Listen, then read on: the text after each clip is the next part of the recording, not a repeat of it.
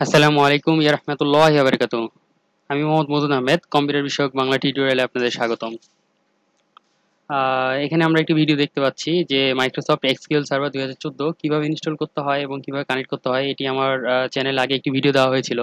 But এভাবে install করার পরও যারা কানেক্ট করতে পারেন নাই, তাদের জন্য আজকে ভিডিওটি প্রোভাইড করা হচ্ছে। তো চলুন দেখি আমরা কিভাবে কানেক্ট করতে পারি।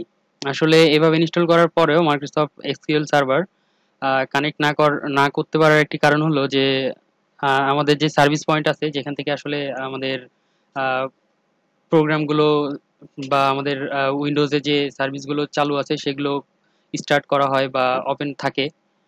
তো চলুন আমরা দেখি কিভাবে আসলে প্রবলেমটি হয়। এটি হচ্ছে মাইক্রোসফট এসকিউএল সার্ভার 2014। আমার এটি ইনস্টল করা আছে, আমি এখন কানেক্ট করব।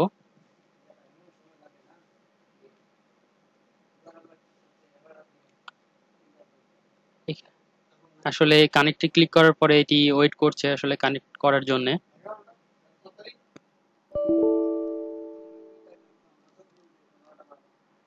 এরপরে আমরা একটি নোটিফিকেশন দেখতে পেলাম যে আসলে এখানে একটি প্রবলেম দেখাচ্ছে যে কানেকশন হচ্ছে না। তো এই প্রবলেমটা হওয়ার সব থেকে যেটি বড় কারণ হলো যে আমাদের আসলে মাইক্রোসফট এসকিউএল সার্ভারে সার্ভিস ম্যানেজারে আসলে এটিকে মাইক্রোসফট এসকিউএল সার্ভারকে স্টার্ট করা নেই, এটি আসলে স্টপ করা আছে। তো যার কারণে এটি আসলে কানেক্ট হচ্ছে না। বাট আমাদের কনফিগারেশন ঠিক আছে যদি আমার ভিডিও দেখে আপনারা ইনস্টল করে থাকেন।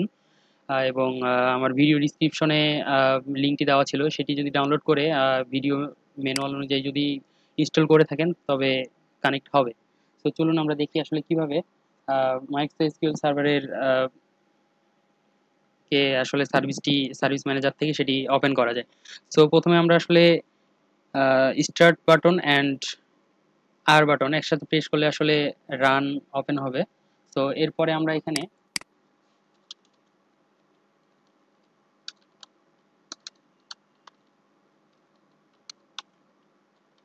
সার্ভিসেস ডট এমএসসি, এটি হচ্ছে কমান্ড। আসলে রানে আমরা এই কমান্ডটি দিয়ে ওকে করলে আমাদের একটি সার্ভিসেস ট্যাব ওপেন হবে, সার্ভিস ম্যানেজার ট্যাব ওপেন হবে। এখান থেকে আমাদের এসকিউএল সার্ভারকে খুঁজে বের করতে হবে। তো সাধারণত নিচের দিকেই থাকে। তো এখানে আমরা দেখতে পাচ্ছি SQL server, SQL express.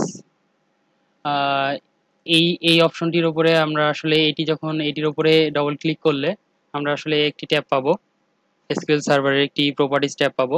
So এখান থেকে আসলে আমরা দেখতে পাচ্ছি এখানে স্টপ করা আছে এবং এখানে স্টার্টের জন্য অপশন আসছে। সো আমরা এখানে স্টার্টে ক্লিক করব, দেন কিছুক্ষণ সময় নেবে প্রসেসিং এর জন্য একটু।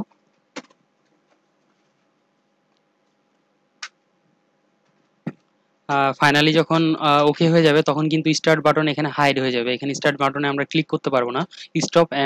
স্টপ বাটনটি এখানে আসলে ক্লিক করার অপশন চলে আসবে। সো এইভাবে আমরা স্টার্ট করার পরে ওকে করলে দেন আসলে আমাদের সার্ভিস ম্যানেজারের কাজ শেষ।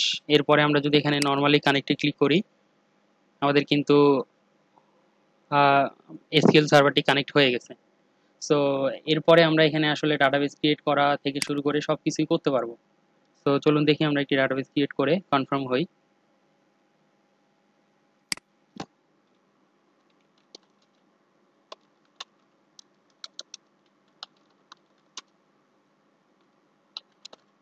ক্রিয়েট ডাটাবেস মধুর, আমি একটি মধুর নামে ডাটাবেস তৈরি করছি।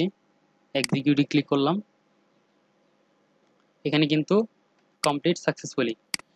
সো এভাবে আমরা আসলে মাইক্রোসফট এসকিউএল সার্ভারের সার্ভিস ম্যানেজার থেকে অ্যাক্টিভ করতে পারি। সো এই প্রবলেমটি আসলে অনেকেরই হচ্ছিল, যার কারণে ভিডিওটি তৈরি করা। সো ধন্যবাদ সবাইকে। আর ভিডিওটি যদি ভালো লেগে থাকে অবশ্যই সাবস্ক্রাইব করবেন, শেয়ার করুন, লাইক দিন এবং যদি ভিডিও সম্পর্কে কোনো কিছু বলার থাকে বা কোনো কিছু জানার থাকে অবশ্যই কমেন্ট কমেন্ট করতে পারেন। তো ধন্যবাদ সবাইকে। আল্লাহ হাফেজ।